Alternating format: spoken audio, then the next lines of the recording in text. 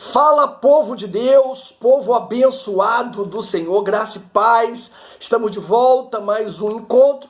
E o título, da nossa lição de hoje é o drama de Jó. O nosso texto bíblico ele se encontra em Jó, no capítulo 1, do versículo 13 ao versículo 22. Depois, Jó, capítulo 2, do versículo 6 ao versículo de número 8. Jó 1, a partir do 13, diz: E sucedeu um dia em que seus filhos e suas filhas comiam e bebiam vinho na casa de seu irmão primogênito, que veio um mensageiro a Jó e lhe disse: Os bois lavravam, e as jumentas pasciam junto a eles, e eis que deram sobre ele os sabeus, e os tomaram, e os moços feriram a fio da espada. E eu somente escapei para te trazer a nova. Estando este ainda falando, veio outro e disse: Fogo de Deus caiu do céu e queimou as ovelhas e os moços, e os consumiu, e só eu escapei para trazer a nova. Estando ainda falando, veio outro e disse, ordenando os caldeus, três bandos, deram sobre os camelos, e os tomaram, e os moços feriram a fio da espada, e só eu escapei para trazer a nova. Estando ainda este falando, veio outro e disse: Estando teus filhos e as tuas filhas comendo e bebendo vinho em casa do seu irmão primogênito, eis que um grande vento sobreveio da além do deserto e deu nos quatro cantos da casa, a qual caiu sobre os jovens e morreram. E só eu escapei para trazer a nova. Então Jó se levantou, rasgou o seu manto, rapou a sua cabeça e se lançou em terra e adorou. E disse: No saí do ventre da minha mãe, no tornarei para lá. O Senhor deu, o Senhor tomou. Bendito seja o nome do Senhor. Em tudo isso, Jó não pecou, nem atribuiu a Deus falta alguma. Capítulo 2, versículos 6 ao 8 diz: E disse o Senhor a Satanás: Eis que ele está nas tuas mãos, poupa, porém, a sua vida. Então saiu Satanás da presença do Senhor e feriu a Jó de uma chaga maligna, desde a planta do pé até o alto da cabeça. E Jó, tomando um pedaço de telha para raspar as feridas, assentou-se no meio da cinza. Palavra do Senhor. Amados, antes de apresentar aqui para vocês os objetivos da lição, deixa eu esclarecer algo que vai, com certeza, mudar a sua forma de pensar e talvez, traga bênçãos sobre a sua vida. A vida é difícil. Esta declaração incisiva representa uma avaliação acurada da nossa existência neste planeta. Quando o escritor do livro de Jó tomou sua caneta para escrever essa história, ele poderia, amados, ter começado com a sentença praticamente similar e igualmente incisiva. Ou seja, a vida é também injusta. Ninguém, meu irmão, minha irmã, pode negar a opinião de que a vida ela é pontuada de dificuldades, angústias, problemas. A maioria de nós aprendeu a enfrentar a realidade de que a vida ela é apenas difícil. Mas será injusta, amados? Alguma coisa ali nos golpeia bem no fundo, tornando quase intolerável para nós aceitar e resistir às injustiças. Na verdade, nosso impulso de justiça supera a nossa paciência com o sofrimento. Deixa eu dar um exemplo para melhorar aí o entendimento. Imagina que você é uma mãe solteira, mora distante do trabalho, pensa seriamente em mudar com os seus 3 filhos para outra cidade, a fim de aceitar um trabalho muito melhor, ganhar mais numa empresa que você acredita realmente estar progredindo. Você toma a decisão, você muda, aceita a oferta de trabalho, começa a trabalhar, sente-se satisfeita, ao mesmo tempo, né, cansada, porque é muito trabalho, mas as coisas começam a melhorar, né, as coisas começam a progredir. Então o cansaço, na verdade, ele é quase que insignificativo. Tudo vai muito bem, até que um dia você começa a ouvir boatos, né, preocupantes no corredor da empresa. Você fica ali, você está tranquilo, bem porque você se mudou há pouco, você foi chamado pelo gerente da empresa, você está apresentando um trabalho maravilhoso, a empresa está progredindo, então aquele tipo de boato ele não serve para você, isso você pensando, é claro. Quando de repente, numa segunda-feira pela manhã, você é chamada pelo patrão e recebe ali uma carta de demissão. Cara, é o fim, meu irmão. Minha irmã, é o fim. Você perde o chão. Claro, a culpa não é sua. Você estava fazendo um bom trabalho. Você era o primeiro a chegar, o último a sair. Você mudou pelas razões certas agora, né, que pensava que daria a volta por cima, que seria vitoriosa de verdade, você recebe um golpe. Caramba! Mas não acabou a história. Alguns dias depois, você está ali no chuveiro e você nota um pequeno caroço sob o seio esquerdo. Seu estômago ali se revolve, você não consegue acreditar. 2 dias mais tarde, a biópsia revela um câncer agressivo. Ah, esqueci de dizer também que há 3 anos atrás, o seu marido fugiu com a sua assistente, muito mais jovem, muito mais atraente, né? Com um grau de escolaridade melhor do que o seu. Eles dois estão ali, ó, vivendo muito bem, têm carros novos, empregos estáveis. A empresa que eles trabalham pagam a eles um salário maravilhoso. E não tem filhos. E você, a partir de agora, vai ter que morar com os seus pais idosos, né? Numa casa ali de, vamos dizer, de 2 quartos. Meu Deus, irmãos! Aí você começa a encarar a verdade, que a vida não é só difícil, né? Ela é categoricamente injustiça. E sem perceber, eu coloquei você no cenário, no território de Jó. Eu disse semana passada, né, não sei se você lembra, Jó não é importante para nós por causa do seu sofrimento. Ele é importante, amados, por ter sofrido da mesma maneira que sofremos, nas áreas vitais da família, na saúde pessoal e nas coisas materiais. Não é, meu irmão, minha irmã, o sofrimento que nos preocupa, mas o sofrimento injusto. Quase todos nós, enquanto crescíamos, eu falei semana passada isso, tivemos a experiência de desobedecer nossos pais e receber o castigo por aquilo. Quando a punição ela estava ligada ao mau comportamento, havia nela um senso de justiça, né? Tipo, quando erramos, somos castigados. Porém, entretanto, quando ficamos velhos, né? Chegamos ali à compreensão, somos surpreendidos porque passamos a ver que não existe uma correlação real entre o tamanho do erro que cometemos e o sofrimento que nós experimentamos. Uma surpresa ainda maior é que muitas vezes acontece justamente o oposto. Você faz o que é certo, você vibra com o que você está fazendo e você é punido. Faz o melhor. E no momento em que está certo de receber uma recompensa, você é golpeado, você cambaleia, você cai no chão. Cara, deixa eu te dizer, a vida é injusta também, meu irmão. E nós precisamos começar a ver isso com muita clareza. Então, na lição de hoje, veremos a calamidade que se abateu sobre a vida de Jó.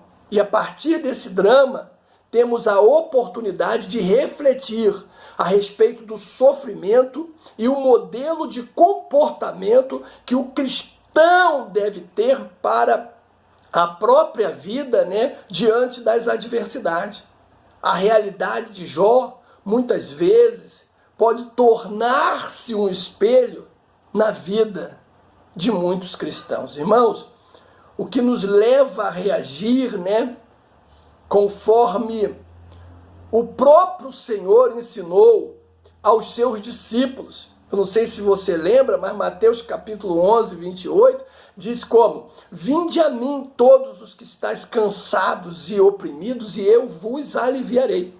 Tomai sobre vós o meu jugo e aprendei de mim, que sou manso e humilde de coração, e encontrareis descanso para as vossas almas. Então veja só, irmãos, que coisa maravilhosa. O próprio Cristo reconheceu que a sobrecarga e o cansaço fazem parte da condição humana. E ele não ofereceu uma fórmula mágica para resolver o problema, algo como: olha, faz o seguinte, entrega tudo que você tem para mim, confia em mim e eu vou fazer com que tudo isso de ruim desapareça da sua vida. Não foi isso que ele fez. O que ele ofereceu, na verdade, foi a sua humildade, a sua mansidão. Ele disse: aprendam comigo a enfrentar os problemas como eu enfrento. Aprendam a lidar com eles da mesma maneira como lidou.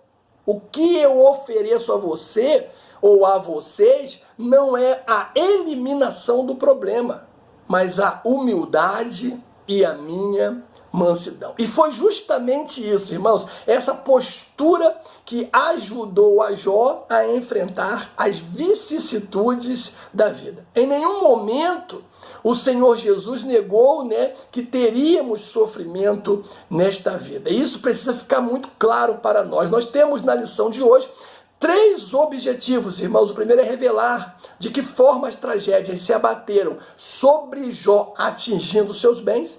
Segundo objetivo nosso é explicar de que forma Jó teve a sua família destroçada pelos ventos. Terceiro objetivo nosso e último é demonstrar de que forma Jó teve a sua saúde física e mental abalada. Pois bem, queridos, a provação de Jó fez com que sua vida se tornasse um verdadeiro drama. Nem mesmo os mais aclamados cineastas teriam, ou seriam capazes de dramatizar algo semelhante.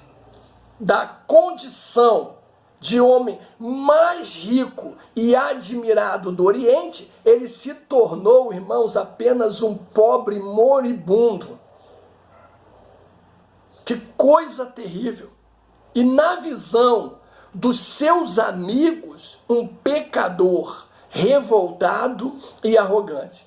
Cara, não é assim que a maioria dos cristãos tratam os seus pares quando esses são acometidos pelas calamidades da vida?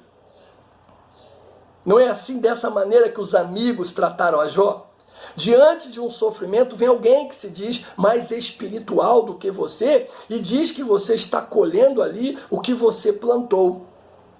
Que ela é a lei da semeadura. Nós sabemos que existe um ponto de verdade nisso, mas nem sempre, irmãos, e a história de Jó está aí para clarear isso para mim e para você, nem sempre o sofrimento está relacionado ao erro, ao pecado. É até um pecado, irmãos, pregar isso, porque às vezes as pessoas saem mais frustradas da igreja, mais chateadas, mais aborrecidas, porque elas sabem que estão fazendo tudo certinho, estão fazendo tudo direito, mas que estão sofrendo. Então, quando ela chega na igreja, escuta alguém falar que ela está colhendo o que plantou, caramba, irmãos, imagina que angústia, que agonia. Então, a miséria de Jó ela se transforma em um mistério diante de Deus. Se as palavras dos amigos são difíceis de ouvir, imagine o silêncio de Deus, irmãos. Aquilo se tornou para Jó intolerável. Caramba! Silêncio esse, né, que vai ser quebrado só no capítulo 38. Então, de uma vida abastada, piedosa e fraternalmente estruturada, Jó mergulhou em um mar de calamidade. De repente, irmãos, tudo se desmoronou. Os rebanhos foram roubados e dizimados, os empregados foram assassinados, outros mortos em desastres aparentemente naturais. Os filhos, os seus bens mais preciosos morreram. Cenas difíceis de esquecer. Então, a nossa missão hoje aqui é refletir como Jó reagiu a tudo isso. Eu quero começar, irmãos, falando da tragédia de natureza econômica. Nós sabemos que ele fez sucesso na esfera comercial. O próprio texto diz isso, ou seja, o autor sagrado já havia sublinhado que Jó era maior de todos os do Oriente. O respeito, a admiração, a riqueza e a prosperidade de Jó contribuía para a construção dessa imagem. O autor já havia destacado a riqueza e a prosperidade de Jó, medidas pela quantidade de animais e servos a serviço dele. O comércio e a atividade do campo eram suas principais atividades. Então, devido à sua grande riqueza, né, não são poucos os autores que igualam Jó a grandes indústrias e a empresários contemporâneos. Enquanto as ovelhas proporcionavam lã para a produção têxtil, por outro lado, os camelos e jumentos estavam a serviço do transporte dessa carga. Dessa forma, amados, José destacava-se no Oriente como um homem de negócio. Mas também fez sucesso na esfera do campo, porque a atividade do campo era, sem dúvida, o principal negócio de Jó. O fato, irmãos, de que ele tinha tantas jumentas, né, e bois a seu serviço, demonstra que ele era um agricultor que possuía uma grande extensão de terras e não um nômade, como alguns autores eles supõem. Estudiosos destacam o fato de que a palavra hebraica abudar, né, encontrada somente em Jó e em Gênesis 26:41, é uma referência direta à lavoura e ao cultivo da terra. Os bois e da mesma forma as ovelhas ofereciam proteína ou proteínas animal. As ovelhas, né, juntamente com as jumentas, alimentavam a produção de laticínio. Isso, irmãos, fazia de Jó um verdadeiro empreendedor no sentido moderno do termo. Então, sucesso de natureza econômica e sucesso na esfera do campo. E foi justamente aí que Satanás ele atacou. E nós vemos o ataque do diabo na esfera comercial. Satanás atingiu o centro das atividades comerciais de Jó.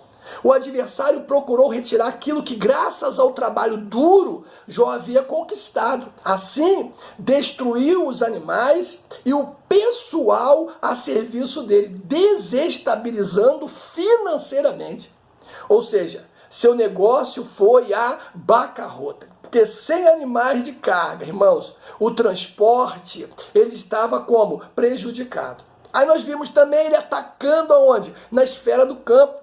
Da mesma forma que ele atingiu, né, os negócios de Jó na esfera comercial, Satanás o atingiu também na esfera do campo, destruindo toda a sua fonte de produção de proteínas e laticínios. O diabo atingiu em cheio toda a fonte de sua riqueza. Irmãos, vamos combinar?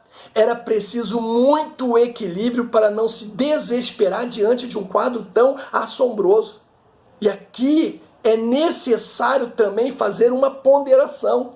Evidentemente que nem sempre o empreendimento de alguém quebra por investida de uma ação maligna direto. Porque se nós formos atribuir, irmãos, tudo que acontece de ruim com a gente a Satanás, nós tiramos de nós mesmos as nossas responsabilidades. Muitas vezes é apenas um mau gerenciamento, ou até mesmo, irmão, consequência de uma crise de mercado como a que nós estamos atravessando nos dias atuais. Todavia, no caso de Jó, foi uma ação maligna e também, em muitos casos hoje, é sim. Segundo, nós vamos ver no texto a tragédia de natureza familiar. Os filhos, meu irmão, a tragédia que se abateu sobre Jó foi, de fato, catastrófica. Ele perdeu, num só dia, seus 10 filhos de uma forma, irmãos, calamitosa. 7 filhos e 3 filhas. O texto sagrado diz isso. Dá uma olhadinha aí. Jó 1, versículo 18 e 19. Cara, não haveria nada mais trágico do que este acontecimento, porque perder um filho é calamitoso, mas perder todos de uma forma inexplicável, eu particularmente considero nefasto. Sabe por quê? Porque ter um filho, irmãos, é um ato de amor, de coragem inigualável. O amor que se sente por um filho é um amor incondicional, como disse, José Saramago. José Saramago, para quem não sabe, foi um escritor português. Foi galardoado com o Nobel de Literatura em 1998. Ganhou também em 1995 um prêmio Camões, o mais importante prêmio da literatura portuguesa. Ele disse que os filhos são seres emprestados para um curso intensivo de amor ao próximo, de vida e de coragem. Que coisa linda, meu irmão, que coisa linda. É, sim, algo extraordinário. Sim, de coragem, porque sabemos que a vida dos nossos filhos não nos pertence, mas a Deus. Amamos com a coragem de saber que um dia Ele poderá nos pedir nossos filhos de volta. Porque Deus tem, irmãos, para eles uma missão que nós não conhecemos. Mesmo sabendo que a vida dos nossos filhos, assim como a nossa, a Deus pertence, poucas coisas nos parecem tão antinaturais como a morte de um deles. Nenhum pai ou mãe deveria passar por tal sofrimento. Ver a vida de um filho ser interrompida é uma experiência que ninguém merece viver. Perder o filho é a maior prova pela qual um ser humano pode passar nessa vida. E continuar a ter fé em Deus depois disso é ter a esperança que um dia nos encontraremos na eternidade. Não há no mundo, meu amado, nenhuma palavra capaz de confortar o coração de um pai ou de uma mãe. Não há. Então, ele atacou ali o bem mais precioso de Jó, os seus filhos. Aí a esposa também entra nesse contexto, porque a frase dela, amaldiçoa seu Deus e morre, ela é, para mim, na verdade, uma das mais chocantes do livro. Talvez por isso seja objeto de várias explicações, porque muitos autores tentam suavizá-la quando interpretam como sendo uma ironia feita pela esposa de Jó. E nesse caso, ela de fato estaria dizendo mais ou menos assim, olha, você continua aí com a sua fé, enquanto tudo está se desmoronando à sua volta? Para quê? Por que tudo isso? Deixa de lutar por isso e aceita pacificamente a morte. Outros, procuram atribuir um sentido ao texto a qual ele não tem. Para estes, a esposa de Jó não estava mandando amaldiçoar a Deus, mas orientando a Jó a louvá-lo e morrer em paz. Irmãos, porém, as evidências do texto depõem contra esse entendimento. Porque a reação de Jó ao dizer que a sua esposa falava como qualquer louca, confirma sim este fato. E por falar em fato, entra o fato em si. A palavra diz que um vento soprou sobre a família de Jó, devastando-a. E ainda hoje, irmãos, fortes ventos é a degradação da família. São os divórcios, são as drogas, as bebidas e por aí vai.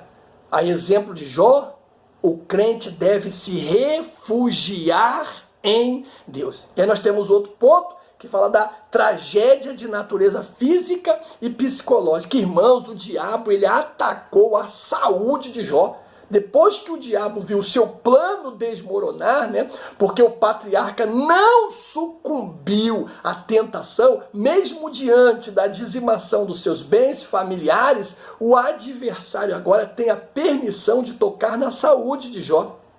Essa nova prova é um drama muito distinto na literatura do Antigo Testamento e ela vai dar a tônica ao restante de todo o livro. Então, ele ataca a saúde. O texto sagrado diz que o diabo, irmãos, feriu ele de uma chaga maligna, desde a planta do pé ao alto da cabeça. Isso está em Jó 2, do 6 ao 8, nós lemos. Tratava-se de uma doença extremamente maligna, capaz de provocar um grande sofrimento em Jó. A ponto, meu amado, desde sentar-se nas cinzas, pegar um caco de telha, né, um caco ali de barro, para raspar as suas feridas. Essa, na verdade, era uma prática que o homem antigo adotava quando se via acometido de uma grande desgraça. Ele ia para o monte de cinza, né, que no hebraico é masbala, um local considerado imundo, onde os inválidos, os dementes costumavam ficar. E ali ele esperava a morte, entre os cães, insetos e aves de rapina. Caramba, que trágico! Mas também, além da saúde física, ele vai atacar a saúde mental. Não há, irmãos, dúvida que além, né, desse sofrimento de Jó, a ponto de ele raspar com caco de telha, nesse sofrimento físico, Jó também experimentou o sofrimento psicológico. Embora não haja nada no texto que nos permita dizer que ele entrou em depressão, não há como negar que Jó passou por uma grande tensão psicológica. Há vários textos no corpo do livro que permite fazer essa dedução. Mas já, irmão, no início da sua fala, é possível perceber esse fato. Para o vídeo aí. Olha Jó capítulo 3, do 1 ao 14, você vai ver claramente isso que eu estou dizendo. Ainda que mantivesse a sua fidelidade a Deus, o patriarca, ele amaldiçoou o seu nascimento, não vendo mais razão para que esse dia fosse celebrado. Cara, só debaixo de uma forte pressão psicológica é que pessoas chegam a esse ponto. Então, além de atacar a saúde física de Jó, ele também atacou a saúde mental de Jó. Cara, eu te convido, irmãos, a ler esse texto de Jó, capítulo 3, do versículo, deixa eu só confirmar aqui, do versículo 1 ao versículo 14. Eu vou ler, diz assim, ó, depois disso abriu Jó a boca e amaldiçoou o seu dia. E Jó, falando disso, pereça o dia em que nasci, a noite em que disse, foi concebido o homem, converta-se aquele dia em trevas, e Deus lá de cima não tenha cuidado dele, nem resplandeça sobre ele a luz. Contaminem-no as trevas e a sombra da morte, habitem sobre ele nuvens, negros vapores do dia o espantem. A escuridão tome aquela noite, e não se goze entre os dias do ano, e não entre os números de meses. Ah, que solitária seja aquela noite, e a suave música não entre nela. Amaldiçoem aqueles que amaldiçoam o dia, que estão prontos para fazer correr o seu pranto.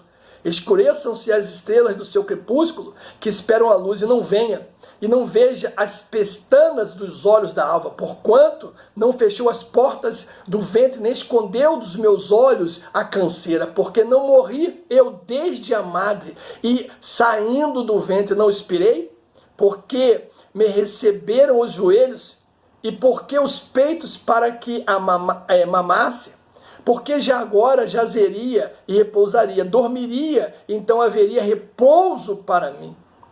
Com os reis e conselheiros da terra, que para si edificam casa nos lugares assolados. Isso aqui, irmãos, é uma palavra de alguém que está mergulhado em uma depressão profunda. para mais uma vez, dá mais uma olhadinha. E eu quero agora concluir dizendo o seguinte, amados, eu quero na verdade lembrar que Jó não tinha conhecimento de nada do que transpirou na presença de Deus. Tudo que ele sabia era o seguinte: num dia as coisas estavam ótimas e no dia seguinte as coisas estavam terríveis. Ele fora forte e sadio durante toda a sua vida, depois, no abrir e fechar de olhos, passou a sentir dores e angústias debilitantes. Detalhe, não havia razão para isso. O fato de Jó não saber era enlouquecedor, né? Porque alguém disse uma vez que quando não sabemos a razão do nosso sofrimento, este aumenta. Porque se eu pudesse descobrir a causa, determinaria, né, o pecado que estava produzindo aquela dor. Poderia lidar com ela, confessá-la, talvez esse sofrimento fosse diminuído, né? Ou terminasse de fato. Mas quando não há uma causa, nenhum pecado, ninguém para culpar, nenhuma origem a ser identificada, a ausência de algo tangível nos deixa em suspense. Somente um homem, irmãos, com uma fé inabalável, mantém a sua lucidez diante de tantas catástrofes. Somente o Senhor pode manter o fiel de pé diante de calamidades dessa natureza. O diabo chegou ao ponto máximo da pressão, né, contra Jó. Mas eu quero glorificar o Senhor, porque ele não conseguiu executar o seu intento. Jó permaneceu de pé diante dessa aprovação. Se Jó permaneceu de pé diante dessa aprovação, meu irmão, você também pode permanecer. Que Deus te abençoe no nome de Jesus.